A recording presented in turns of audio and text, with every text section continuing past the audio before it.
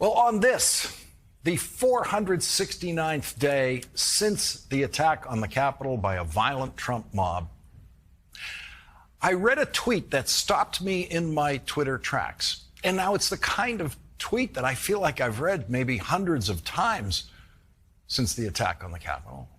And I didn't check, but it feels like I've read a version of this kind of tweet before from the very author of this tweet. But today, for some reason, for some accumulation of reasons, the tweet shocked me. It shocked me because it should not be true. It should not be close to true. It should not be something that reasonable people say. The tweet was from my friend Rob Reiner, actor, writer, director, who is passionate in all things, including Twitter. And today, Rob Reiner wrote, "It couldn't be more simple. A vote for Republicans is a vote to destroy democracy." Now, that looked too simple. So few words could not possibly convey something profoundly important and true about a country of 330 million people with politics as complex as ours, right? That couldn't do that in a tweet that size. The road to good writing is rewriting, and that's mostly cutting the excess. The fewest words possible deliver the largest impact. And in this tweet, Rob Reiner has cut the idea down to its very essence. And I didn't reread the tweet so much as just stare at it, because the eye takes in all of the words at once. I stared at it not because I agree with it. I stared at it because I want that tweet to not be true. Stared at it hoping I could figure out a way to argue it's not true. It is a tweet that does not stand the test of time. A vote for Republicans is a vote to destroy democracy. That statement does not stand the test of time if we look backward. When this country was finally trying to extend voting rights to Black Americans in the 1960s, there were some Republicans who were stronger champions of voting rights than some Democrats, stronger champions of democracy, that is. The Voting Rights Act was reauthorized in 2006 with a 98-0 vote in the Senate, including Mitch McConnell's vote, and signed by George W. Bush. No one could have said then a vote for Republicans is a vote to destroy democracy, and no one said it. No one was saying in 2016, when Donald Trump was running for president, that a vote for Republicans is a vote to destroy democracy. It is only since the last presidential election in 2020 that the evidence began to mount and continued to mount and continues to mount to this day. The evidence that could allow Rob Reiner to say today, a vote for Republicans is a vote to destroy democracy, and all reasonable people would have to stop and consider whether that is true. That could not be rejected out of hand by reasonable people. It is a statement that cannot just be rejected on its face, given the evidence we now have 469 days after a Republican attack on the Capitol of the United States. And it was most definitely a Republican attack on the Capitol. Thousands of Republican voters, those are all Republican voters, violently attacked the Capitol. They beat police. Republican voters tried to kill police officers. Republican voters, some of them, hoped to kill Mike Pence. And on the evidence developed by the January 6th committee so far, it is very clear that this was the outward violent expression of a conspiracy organized by a Republican president of the United States to destroy democracy. Today, Congressman Jamie Raskin, a member of the January 6th committee, said in an interview with The Guardian, quote, "This was a coup organized by the president against the vice president and against the Congress in order to overturn the 2020 presidential election. Trump was prepared to seize the presidency and likely invoke the Insurrection Act and declare martial law." Destroyed democracy.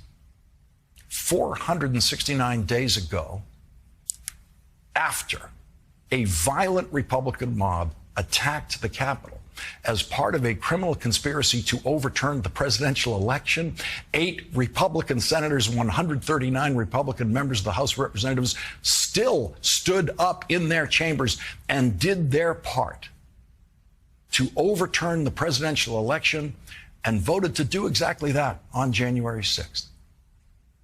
A vote for Republicans is a vote to destroy democracy. If you voted for any of those 8 senators or any of those 139 House members, you voted to destroy democracy.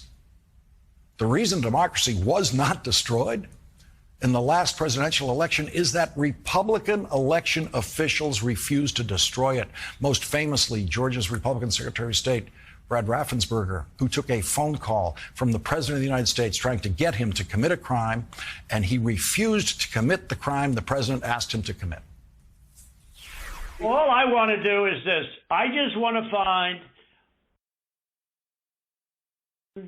780 votes, which is one more than we have. Donald Trump tried to pressure other Republican election officials around the country, and it did not work. And so now Donald Trump and the Republican Party are trying to replace all of the Republican officials with new Republican election officials, including a new Republican Secretary of State in Georgia who will commit any election crime Donald Trump asks them to commit. Republican candidates for the Senate and for the House and for secretaries of state and election official positions around the country are pre-pledging to commit election crimes for Donald Trump in the next presidential election. And they are counting on their pledge to destroy democracy as a winning issue for them in their elections. And so a vote for those Republicans is a vote to destroy democracy. What about Charlie Baker? Massachusetts Republican Governor Charlie Baker would not lift a finger to destroy democracy in Massachusetts, but Republican Governor Charlie Baker is not running for re-election, and he is the Republican governor in a state that is fully controlled by Democrats in every other office. And so that one elected Republican is not a danger to democracy, and I'm sure there are many others like him around the country, and they aren't in a position to destroy democracy. But does that make that tweet untrue? A vote for Republicans is a vote to destroy democracy? Or is the Charlie Baker Republican just a minor footnote to that tweet? Republicans did not destroy democracy on January 6th because Republican Mike Pence refused to play his part in the criminal conspiracy. Politico is reporting today that a crucial gap remains in the January 6th committee's investigation involving the last phone conversation between Donald Trump and Mike Pence on January 6th.